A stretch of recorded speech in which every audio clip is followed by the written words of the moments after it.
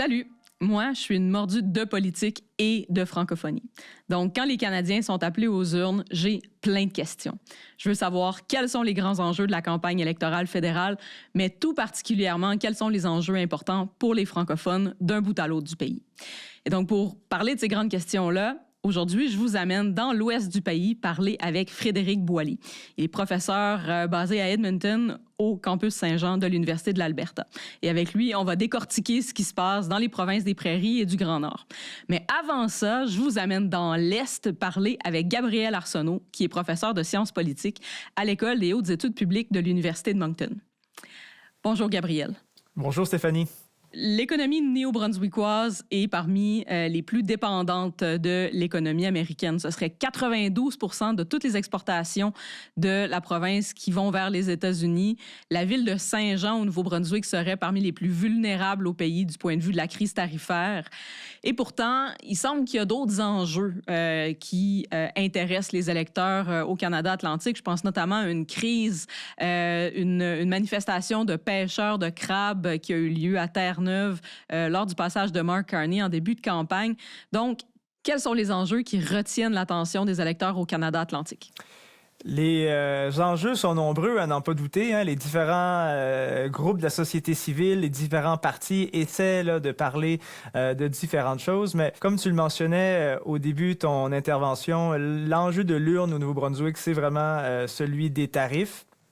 Et j'en profite pour présenter un concept qui est important en sciences politiques et qui, je crois, est assez utile pour comprendre la situation actuelle. C'est le concept de possession d'enjeux, issue ownership.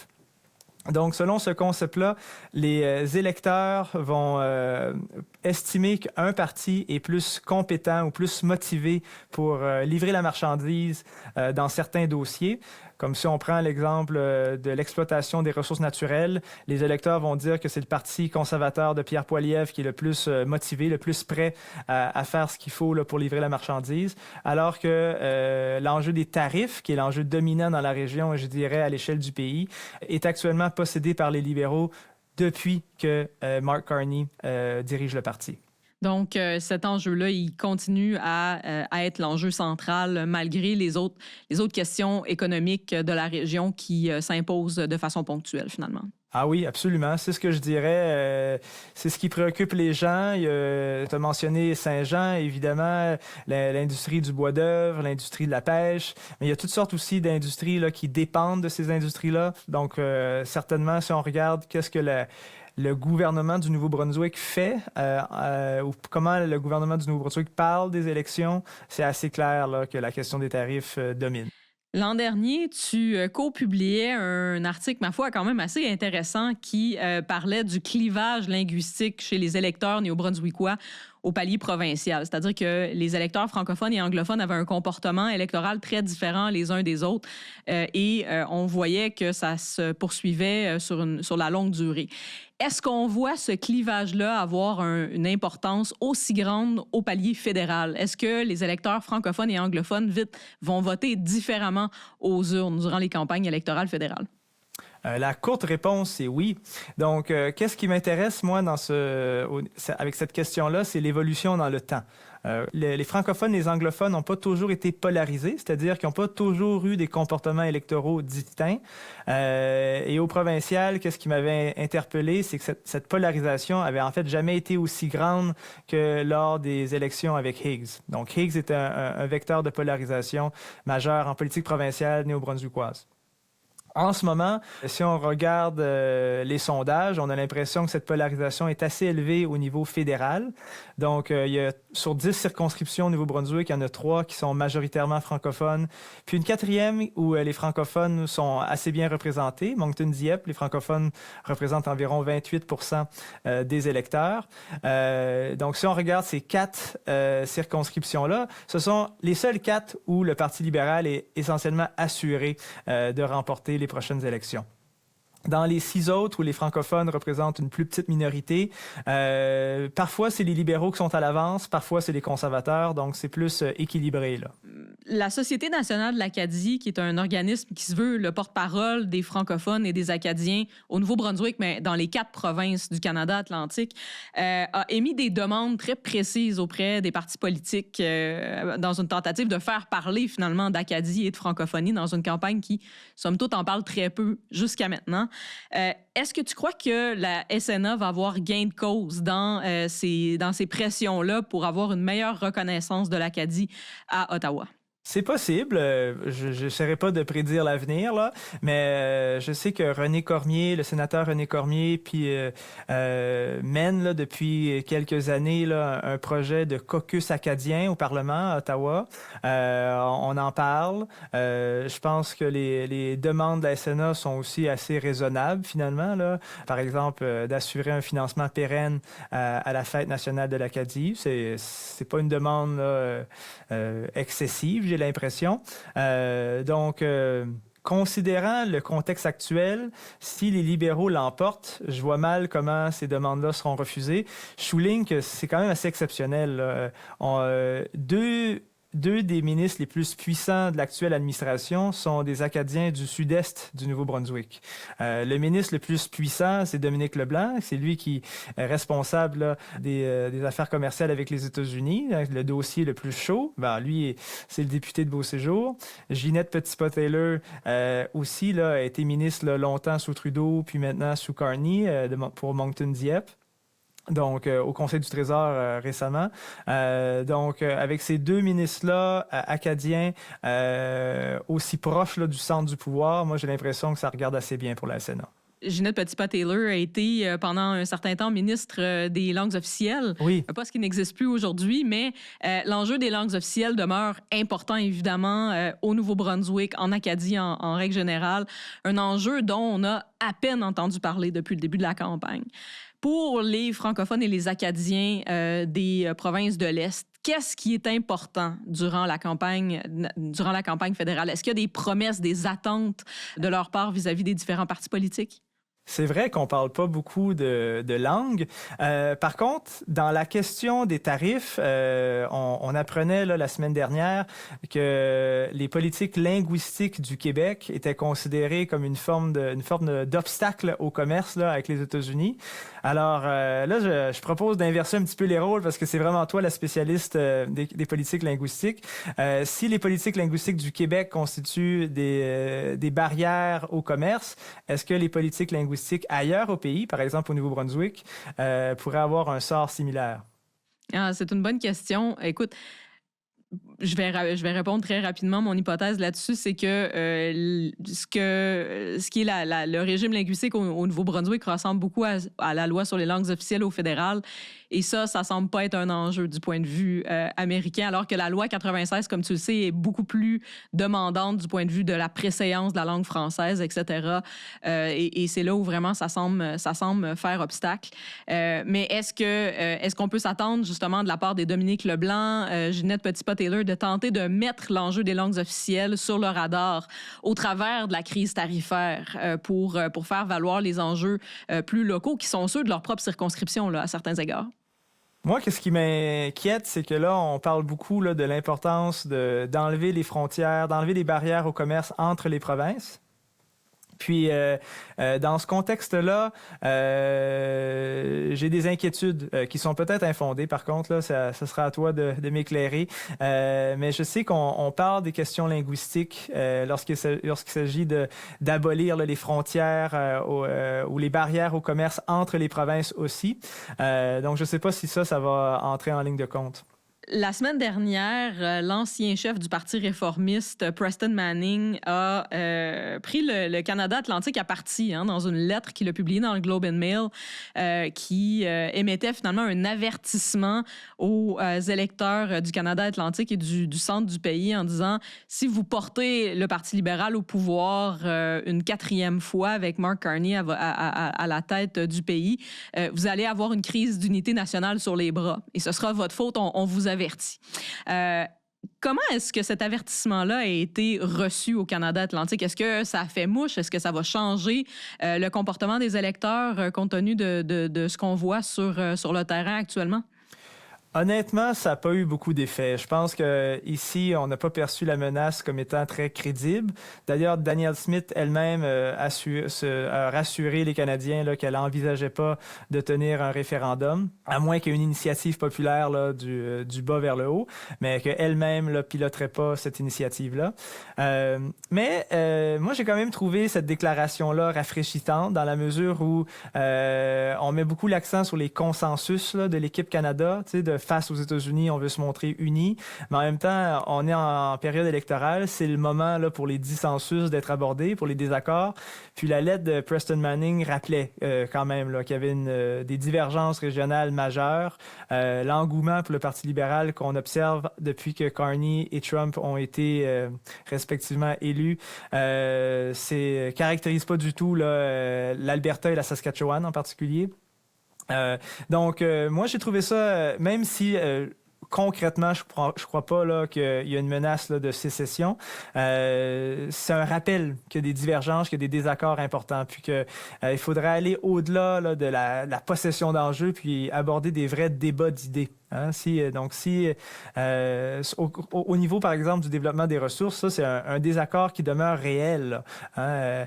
C'est quoi l'apport des contraintes écologiques, des contraintes environnementales, la place des questions environnementales lorsqu'il est question de ressources naturelles? Le Parti libéral et le Parti conservateur ont quand même là, une mésentente sur ce thème-là. Qui est pas toujours évidente lorsqu'on lit les plateformes, mais qui est quand même réelle et qui est sentie, je pense, par les électeurs de l'Ouest en particulier. Pour terminer, est-ce qu'il y a un certain nombre de circonscriptions que tu vas surveiller de plus près le soir du 28 avril, des luttes chaudes à prévoir qui pourraient être intéressantes?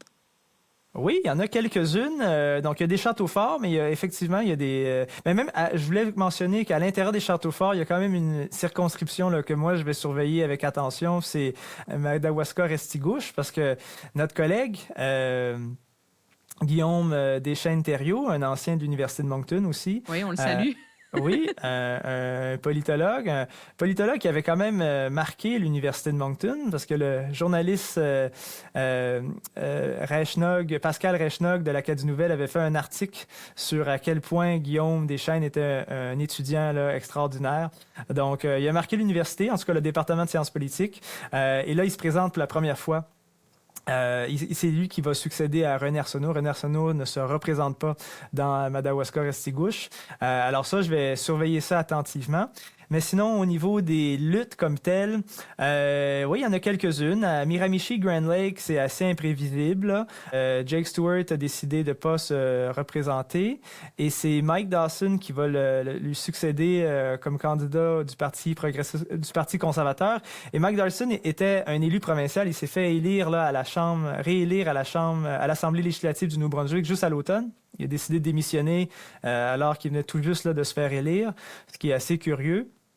Et on se demande comment les électeurs vont réagir à ça. Exact, parce que c'est quand même c'est en tension là, avec le contrat moral là, qu'il avait avec ses électeurs quand même. Il se présente comme Lisa Harris qui avait déjà défendu la circonscription. Donc ça, c'est une circonscription à surveiller. Une autre qui est à surveiller, je dirais, c'est Fredericton-Noromocto. Les frontières de la circonscription ont changé, mais c'était l'ancienne circonscription de Jenica Atwin, qui était à l'origine pour le Parti vert. Elle a changé de parti pour le Parti libéral. Donc, c'est la seule circonscription de la province là, qui a déjà été... verte. Et là, le candidat libéral choisi, c'est David Miles, le musicien assez connu ici. Il va avoir Dominic Cardy, qui est bien connu au Nouveau-Brunswick parce qu'il était chef du NPD provincial. Il a été ministre de l'Éducation sous les conservateurs de Higgs, progressistes conservateurs de Higgs. Et là, il se présente comme le chef du parti Avenir canadien, qui est un nouveau parti d'orientation centriste. Et le candidat conservateur Brian MacDonald a aussi là, des chances réelles de l'emporter. Oui, une circonscription où il y a beaucoup de pions importants qui se jouent effectivement. Gabrielle, un grand merci pour ce tour d'horizon de ce qui va se passer au Canada Atlantique. On va continuer à surveiller ça avec toi. Merci pour l'invitation. Et tel que promis, on va faire un saut de plus de 4500 km. On passe de Moncton à Edmonton. Bonjour Frédéric. Bonjour Stéphanie. Donc, pour ceux qui ne te connaissent pas, Frédéric Boily, tu enseignes au Campus Saint-Jean de l'Université de l'Alberta à Edmonton. Tu es spécialiste de politique canadienne et tes recherches portent sur la droite, le conservatisme, le populisme. On a un gros mandat pour toi aujourd'hui, c'est-à-dire de parler de la façon dont la campagne s'est déroulée jusqu'à maintenant chez toi en Alberta, mais à plus largement parler dans l'ouest du pays ainsi que dans le Grand Nord canadien. Donc, la première question que j'aurais pour toi, les sondages d'opinion démontrent un clivage très profond dans les intentions de vote entre l'Est et l'Ouest du pays. Est-ce qu'on devrait s'en inquiéter comme l'ont fait valoir la première ministre de l'Alberta, Danielle Smith, ou encore l'ancien chef du Parti réformiste, Preston Manning? Est-ce que l'unité du pays est réellement en jeu dans cette campagne électorale? Pas pour le moment. Je ne crois pas que l'unité du pays soit en jeu pour le moment aussi fortement que le laisse entendre Danielle Smith et encore plus, je dirais, Preston Manning. Parce que Danielle Smith, là, il faut bien comprendre, son projet politique, c'est surtout celui d'agrandir la sphère d'autonomie de l'Alberta. Et donc ça, c'est un projet qui reste canadien. Et même si elle s'est déplacée fréquemment du côté des États-Unis, elle a rencontré même des ténors de la droite radicale aux États-Unis, il faut quand même resituer ça dans le contexte canadien.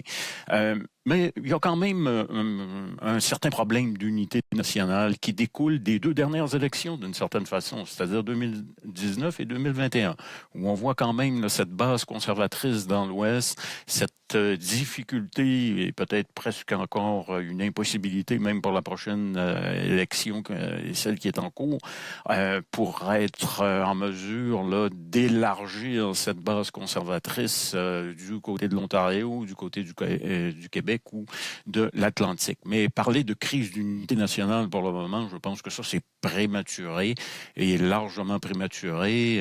Mais bon, on comprend là, dans le contexte présentement. Et peut-être de la part de Preston Manning, ça, c'est vraiment surprenant parce que Preston Manning a toujours été canadien. Il voulait que l'Ouest participe au gouvernement et là, d'arriver avec cette possibilité là, d'indépendance ou de sécession, crise d'unité nationale, je trouvais que ça allait pas mal loin de la part de Preston Manning. Oui, effectivement, le slogan du Parti réformiste, c'était The West Wants In à l'époque. Et là, ce qu'on entend de Preston Manning, c'est The West Wants Out. Donc, c'est un peu différent, effectivement. C'est paradoxal, oui.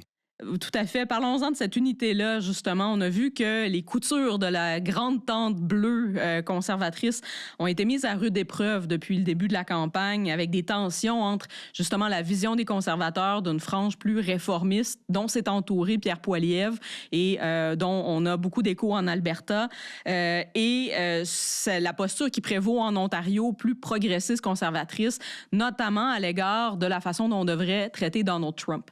Est-ce que, selon toi, les critiques qui ont été formulées par des personnages comme le chef de campagne de Doug Ford, Corey Teneycke, à l'égard de Pierre Poilievre, est-ce que ça va changer la donne, selon toi? Est-ce que ça fait mouche au sein de l'équipe conservatrice? J'ai pas l'impression que ça fait mouche. Pourquoi? Parce que, en plus de cette critique de M. Teneycke, on a aussi d'autres critiques, celle de Peter White, un ancien de l'équipe de Brian Mulroney, et avec d'autres aussi qui se sont joints cette fin de semaine à la danse en disant ou en prodiguant leur conseil à Pierre Poilievre qu'il devrait faire telle ou telle chose. Et on a l'impression là, que du côté des anciens stratèges conservateurs du Parti fédéral, on n'arrive pas à s'entendre sur la ligne de conduite à suivre. Et que, par conséquent, ce que Pierre Poilievre décide de faire, c'est de suivre sa même ligne de conduite en apportant quelques modifications, mais pour le moment, on ne voit pas de pivot.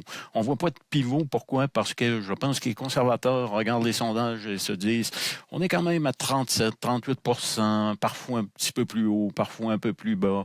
Et donc, on va continuer à marteler le même message en espérant que ça finisse par percoler. Et l'autre problème aussi, je pense que M. Poilievre voit, c'est que s'il change trop son style, il risque de perdre cette base conservatrice, là, surtout dans l'Ouest, là, qui s'est mobilisée autour de lui lorsqu'il lorsqu'il était en bras de chemise dans ces grandes assemblées où il attire des milliers de partisans conservateurs et qu'il voit là, comme étant très efficace. Mais en même temps, l'envers de la médaille, c'est que ceux qui sont plus centristes ont l'impression de voir quelque chose qui ressemble trop à ce qu'on voit aux États-Unis. Donc, il est comme coincé d'une espèce de dilemme, là, et donc, j'ai pas l'impression qu'on va pivoter comme le voudraient certains conservateurs plus centristes et surtout du côté de l'Ontario. Ouais, les premiers ministres provinciaux ont pris beaucoup de place dans cette campagne électorale fédérale et on ne peut pas faire fi du facteur Danielle Smith, hein, donc première ministre de l'Alberta. Comment tu qualifierais son implication dans le dossier tarifaire et l'impact qu'elle a pu avoir sur la course jusqu'à maintenant? Est-ce que c'est, pour Pierre Poilievre, un atout ou un boulet d'avoir une Danielle Smith aussi présente sur la scène politique? Un boulet et un gros boulet. Parce que c'est un boulet, elle est venue rappeler là, qu'il y avait des affinités idéologiques entre Pierre Poilievre et l'équipe de Donald Trump. Et donc, on pouvait mieux s'entendre du côté. On aurait dû arriver à la conclusion du côté des États-Unis et de l'équipe Trump, de l'administration Trump, qu'on est mieux en mesure de s'entendre avec Pierre Poilievre. Et c'est précisément ce que ne voulait pas entendre l'équipe de Pierre Poilievre. Donc, c'est un boulet et Danielle Smith a souvent appelé l'administration Trump à faire une pause sur les tarifs. Elle aurait dû aussi suivre ce conseil-là et faire une pause sur les visites aux États-Unis, sur les déclarations pour éviter d'être un facteur de distraction, un gros facteur de distraction dans la campagne en cours. Et donc, elle est venue renforcer l'idée que les conservateurs de Pierre Poilievre sont trop proches de l'administration Trump et ça vient de sa principale alliée, de ce qui aurait dû être sa principale alliée. Et parfois, le silence est d'or et dans ce cas-ci, ça aurait dû être le cas. Les enjeux hors commerce international, crise tarifaire, comme par exemple la question des langues officielles et de la francophonie, ont été très, très discrets depuis le début de la campagne. Quels sont les espoirs, les priorités des communautés francophones dans l'ouest du pays pour cette campagne électorale? D'abord, du côté des communautés francophones, on a été surpris par le nouveau cabinet de Marc Carney et le fait que le poste même de langues officielles a été là, inclus dans un portfolio et a presque disparu d'une certaine façon, même si du côté des libéraux et de Stephen Guilbeault, on s'en défend.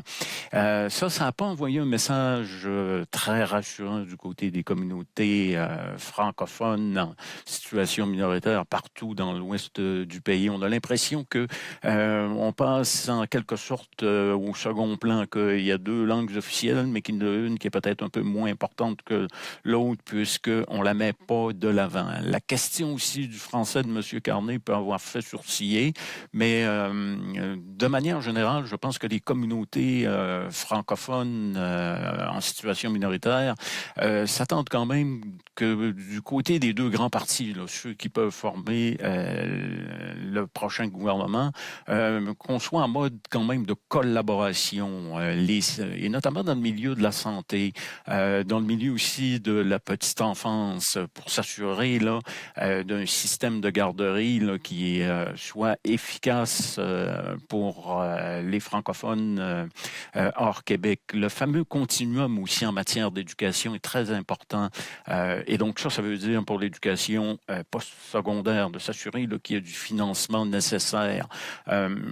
Du point de vue des conservateurs, je pense qu'on est dans une logique un peu moins d'affrontement telle qu'on pouvait la retrouver dans le passé, même chez les conservateurs, je dirais, provinciaux. Donc, de ce point de vue-là, je pense qu'il y a quand même un certain optimisme. Il y a une meilleure disposition du côté des conservateurs, mais aussi quand même du côté des libéraux, pour régler certains enjeux là, qui touchent la francophonie hors Québec. Oui, il y a le facteur de l'immigration aussi qui vient jouer. On sent des inquiétudes sur ce dossier-là également. Donc, il y a quand même plusieurs dossiers dont on entend parler, même si ça peine à passer la barrière de la crise tarifaire dans les discours jusqu'à maintenant.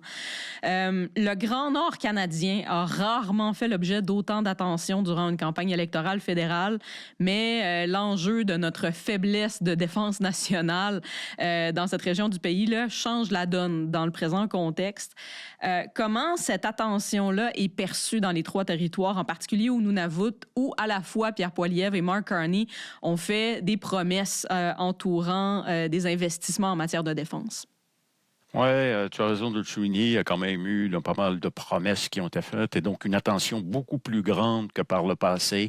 En fait, pour voir le Grand Nord recevoir autant d'attention, je pense qu'il faut retourner aux années de Stephen Harper qui, lui, il est vrai, mettait beaucoup l'accent sur le Grand Nord canadien, plus que, bon, en tout cas sur le plan du discours, de l'image, davantage que Justin Trudeau. Mais là, la nouvelle donne géopolitique fait en sorte qu'on s'occupe du Grand Nord. Du côté des responsables politiques dans le Grand Nord, on se dit aussi que c'est peut-être un peu tardif ou que ça pourrait être vu encore là, comme une sorte de façon là, de s'imposer aussi dans le Grand Nord et en même temps de rappeler là, les torts du passé. Donc, on est quand même ouvert à cette idée là, notamment en matière de défense, mais aussi en matière de logement. Les enjeux de logement dans le Grand Nord sont criants et ça, on veut surtout pas du côté de tout l'électorat du Grand Nord, évidemment moins nombreux, mais quand même un enjeu extrêmement important, là, cette question-là du logement qui vient se combiner à celui de la défense. Donc, on regarde quand même d'un bon œil, mais d'un œil quand même là, un peu circonspect en se disant que lorsqu'on est de l'objet d'une attention tardive, il faut quand même là, être prudent là, avant de donner son appui à quelque parti que ce soit. On a parlé beaucoup des conservateurs et des libéraux jusqu'à maintenant. On oublie un peu les néo-démocrates depuis le début de cette campagne-là. Donc, prenons un moment pour en parler, notamment parce qu'en Colombie-Britannique, c'était l'une des provinces jusqu'à récemment où le vote néo-démocrate demeurait quand même assez fort. Mais le caucus dans cette province-là, d'ailleurs, c'est là où Jagmeet Singh, le chef des néo-démocrates, a sa propre circonscription. Le caucus dans cette province-là pourrait passer de 12 à un seul député et Jagmeet Singh pourrait même perdre son propre siège si on en croit les sondages actuellement. Ouais. Est-ce qu'il est trop tard pour que les néo-démocrates renversent la vapeur? Selon toi, qu'est-ce qui se passe dans cette région-là du pays, là? Je pense que le mieux qu'on puisse faire du côté des néo-démocrates, c'est de préserver certains acquis en cherchant qu'on va en perdre. Pourquoi? Parce que là, il y a très clairement, et tous les sondages le montrent, des fois, on n'est pas trop certain là, si le vote libéral est aussi fort ou si le vote conservateur continue de se maintenir, mais il y a une chose qui semble certaine, c'est que le vote néo-démocrate, lui, pique du nez. Et par conséquent, ce transfert de vote des néo-démocrates, surtout vers les libéraux, est très difficile à contrer là, pour M. Singh. Le chef néo-démocrate, surtout aussi, a commencé sa campagne davantage du côté de l'Est du pays. Je ne suis pas certain que c'était une bonne stratégie politique. Il faut se souvenir que M. Layton, souvent, commençait, lui, ses campagnes plutôt dans l'Ouest. C'est-à-dire qu'il voyait bien qu'il n'y avait pas beaucoup à gagner, par exemple, du côté d'Edmonton, une seule et maintenant 2 circonscriptions. Mais symboliquement, ça envoyait le message aux progressistes que les néo-démocrates étaient en mesure de résister au vent conservateur qui soufflait au début des années 2010. Et là, maintenant, on a plutôt l'impression que M. Singh essaie encore, jusqu'à très récemment, de montrer là, qu'il pouvait être au gouvernement. Là, maintenant, je pense qu'il a mis cette question-là de côté, qu'il essaie de dire qu'il protège les travailleurs. Mais moi, j'ai l'impression qu'ils ont trop perdu de temps et que là, maintenant, la préservation du caucus du côté de Vancouver va être extrêmement difficile et qu'il faut s'attendre à des pertes et des pertes importantes. Ouais, peut-être que M. Singh peut aller prendre conseil auprès d'un autre néo-démocrate, Wab Kinew, au Manitoba, qui, lui, est au gouvernement actuellement au provincial. Et d'ailleurs, la province du Manitoba, on a souvent tendance à la mettre dans le même panier des provinces des prairies aux côtés de la Saskatchewan et de l'Alberta. Mais idéologiquement parlant et sur le terrain, c'est un peu différent ce qui se passe au Manitoba. Est-ce que tu peux nous parler un peu des forces à l'œuvre dans cette province-là? Pour comprendre le Manitoba maintenant sur la scène fédérale, et ça vaut même sur la scène provinciale, il y a le Manitoba de Winnipeg, de la grande région de Winnipeg, où là, les néo-démocrates sont parvenus sur la scène provinciale à remporter des voix. Et aussi, c'est beaucoup plus, au niveau fédéral, c'est beaucoup plus nuancé justement dans la région de Winnipeg, où les néo-démocrates, les libéraux ont des chances. Cela dit, c'est vrai que les néo-démocrates, au Manitoba, où on a une tradition un peu plus centriste, historiquement parlant, mais maintenant, les campagnes au Manitoba se sont beaucoup rapprochées des campagnes en Saskatchewan et en Alberta. Et du côté de Winnipeg, d'une certaine façon, Winnipeg s'est rapproché d'Edmonton sur le plan fédéral. Et donc, on a là une possibilité pour les libéraux, et dans un contexte normal d'élection, les néo-démocrates sur la scène fédérale auraient quand même eu des chances lors de l'élection qui est en cours présentement. Mais là, en raison de ce fameux transfert de vote vers les libéraux, on a l'impression que maintenant, ce sont les libéraux qui ont plus de chances du côté de Winnipeg. Et on peut même penser là, que les conservateurs pourraient aller rogner du vote aussi du côté des néo-démocrates, là, du vote de travailleurs, du vote d'ouvriers. Et donc, ça fait en sorte que le Manitoba, avec Winnipeg, un comportement électoral aussi qui maintenant, depuis les récentes élections, peut aussi favoriser les libéraux. Un très bon survol de ce qui se passe dans ton coin de pays. Est-ce qu'il y a des circonscriptions qui vont te retenir en haleine le 28 avril? Il y en a deux à Edmonton, notamment Edmonton sud-est, où là, on a vu dans le sud, où on voit la candidature d'Ahmedjit Sohi qui fait un retour en politique pour les libéraux. Ça va être surveillé. Edmonton Centre également, une circonscription qui parfois est conservatrice, parfois est du côté libéral. C'était le cas avec l'ex-ministre Randy Boissonnault, qui ne se présente pas maintenant, qui a laissé la place à une autre candidature libérale. Ça va être à surveiller. Évidemment, du côté de Vancouver, je dirais que toutes les circonscriptions où habituellement on avait une lutte à 3, maintenant sont des luttes à 2. Ben là, ça peut basculer ou bien pour les conservateurs ou bien pour les libéraux. Côté de la Saskatchewan, Regina-Wascana, une ancienne circonscription où les libéraux sont ont parfois tenu le fort avec Ralph Goodale. Est-ce que là, il n'y aurait pas une possibilité possible? Et Elwood de Transcona, où il y a eu une partielle du côté du Manitoba, du côté de Winnipeg, et où on avait vu les conservateurs se rapprocher des néo-démocrates qui avaient gagné, mais plus faiblement que par le passé. Ça va être à surveiller aussi, parce que là, ça pourrait indiquer qu'il y a peut-être un vote ouvrier, un vote pour les travailleurs qui pourrait passer du côté des conservateurs. Un grand merci, Frédéric Boily, pour ce beau survol, et on va surveiller ces circonscriptions-là avec toi le soir du 28 avril. Eh bien, moi aussi. Alors voilà, c'est ce qu'il faut retenir des enjeux importants pour les francophones en Acadie et dans l'ouest du pays dans le cadre de la campagne électorale fédérale. Dans un prochain épisode, on se concentrera sur l'Ontario et sur le Québec. Et par la suite, je questionnerai des représentants des 5 partis politiques principaux sur les enjeux de langue officielle et de francophonie. Donc, entre-temps, partagez cet épisode, suivez-nous. À bientôt!